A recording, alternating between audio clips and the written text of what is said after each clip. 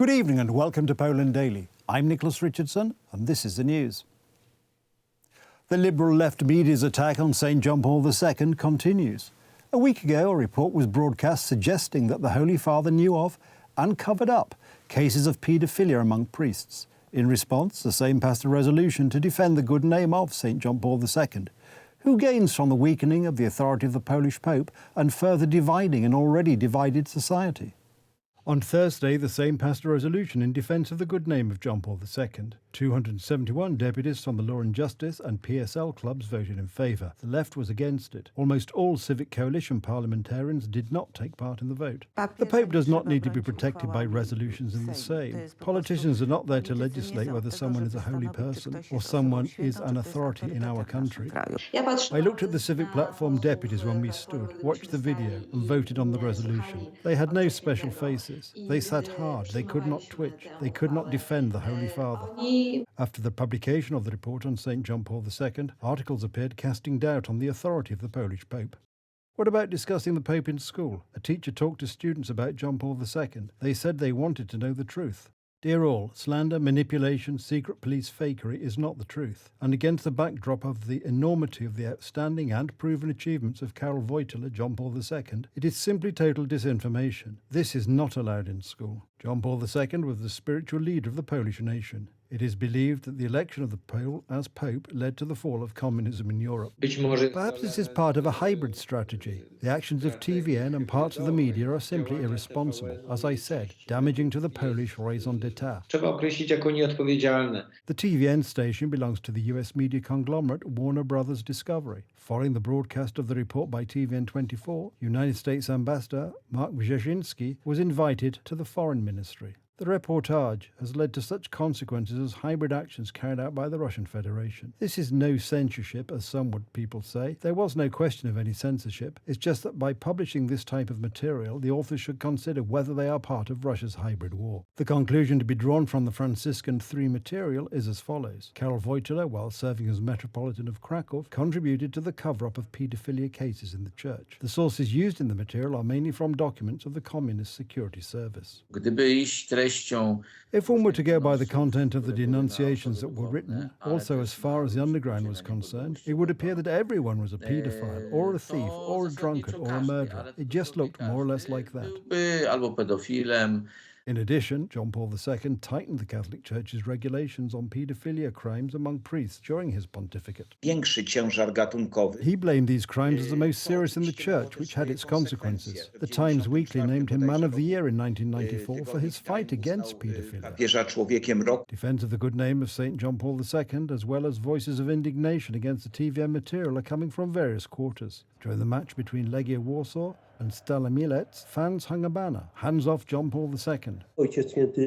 I think here it is more about igniting emotions. The Holy Father has always been an uncomfortable person, his teaching very clear in defence of human dignity, the sanctity of marriage and family, the transubstantiation of life. These elements today are challenged by many currents that call themselves modern, but basically aim to enslave man. Cardinal Karol Wojtyla was elected Pope on the 16th of October, 1978, and took the name John Paul II. During the 27 years of his pontificate, he made 104 foreign pilgrimages, including 8 to Poland. He was canonized on the 27th of April, 2014.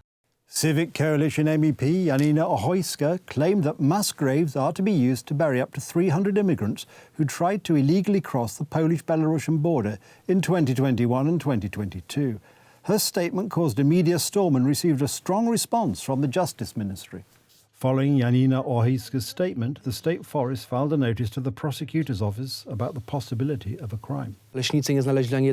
Foresters did not find any bodies in the Białowieża forest and therefore could not bury anyone. The Ministry of Justice has announced that proceedings will be initiated ex officio. The Public Prosecutor's Office, independently of the State Forest notification, has initiated these proceedings. Certainly, every element, including the request for the waiver of immunity, will be pursued.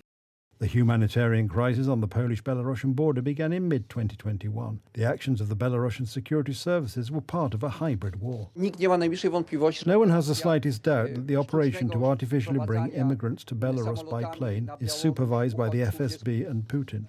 Janina Wojciechowska has been an MEP since 2019. In the elections to the Euro Parliament, she ran on the Civic Coalition list. She has also been the president of the Polish Humanitarian Action, an aid NGO, for 30 years. I think there are many more victims of this border. These bodies are either in some kind of mass grave, because I wouldn't be surprised if at the time when access to the border was closed, these bodies were simply collected so that there would be no evidence. This type of information can be used to sow disinformation by Russian propaganda, not only within Russia but also within the European Union. The border guard confirms that there have been cases of deaths among people who illegally cross the Polish-Belarusian border. According to activists, at least 38 people may have died. In total, since the beginning of the humanitarian crisis, we have received reports of almost 300 missing people. In some cases, after a few months, the bodies of the missing are found. We may never know how many people really died on the frontier. According to the border guard, there were twice as many victims. The prosecutor's office in Suwałki is investigating the cause of death of some of the immigrants. These data that are given are nowhere near the data we have. At the moment, we know of 19 bodies found on the Polish side of the border. If Miss MEP has more data, then she should present it to the prosecutor's office. From September to December 2021, a state of emergency was in effect in the border areas, which included 115 villages in the Podlaskie voivodeship and 68 villages in the Lubelskie voivodeship. Bakhmut is still being defended by Ukraine. Attempts by the Russian aggressors to seize the city are being stopped with artillery, tanks and other weaponry. The Wagner Group soldiers are attacking from several directions simultaneously, trying to break the Ukrainian defensive line and penetrate the city's centre. Our special correspondent, Witold Nowelic, is in Ukraine.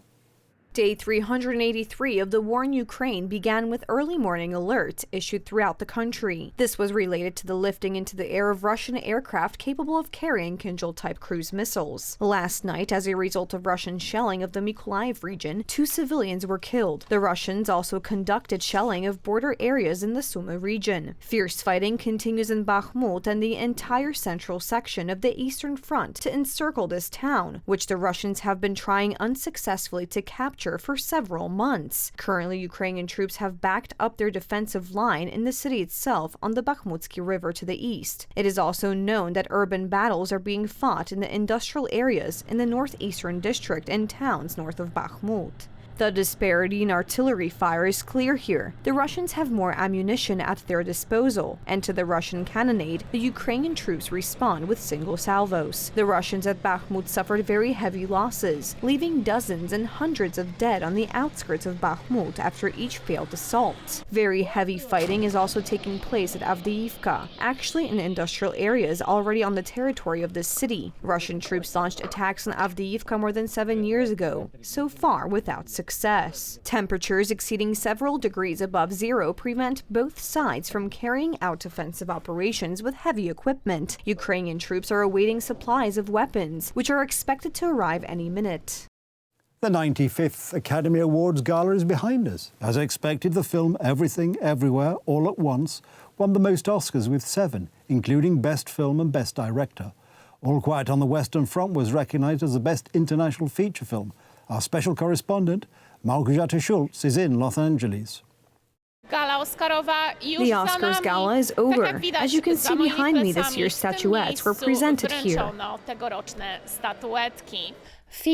The film Everything Everywhere All at Once, directed by the duo Daniel Kwan and Daniel Scheinert, won the most awards, in total 7 Oscars, including Best Picture. The statuette in the Best Actor category went to Brendan Fraser, and Michelle Yeoh, who has had a long career in Hollywood, was awarded as Best Actress for her role in the film Everything Everywhere All at Once. The film All Quiet on the Western Front received 6 Oscars. A Polish film was also nominated in the foreign film category, E.O. by Jerzy Skolimowski, which unfortunately did not receive an Oscar. In the category of Best Documentary Feature Film, Navalny won. A big surprise was the lack of awards for the film Elvis, which was very popular in the U.S. The mystery of why the classic red carpet was replaced by a champagne one was explained. It was supposed to symbolize a sunset on the beach and harmonize with red, pink, and beige decorative elements to create a calm and relaxing atmosphere. Fashion critics hailed this year's Oscars style minimalist and classic, though modern. Quite a few creations had a similar cut to wedding dresses. The Oscars gala went off without incident. The host, Jimmy Kimmel, avoided controversial jokes, although he made several references to last year's scandal when Will Smith punched Chris Rock on stage, for which he was removed from the U.S. Academy of Motion Picture Arts and Sciences.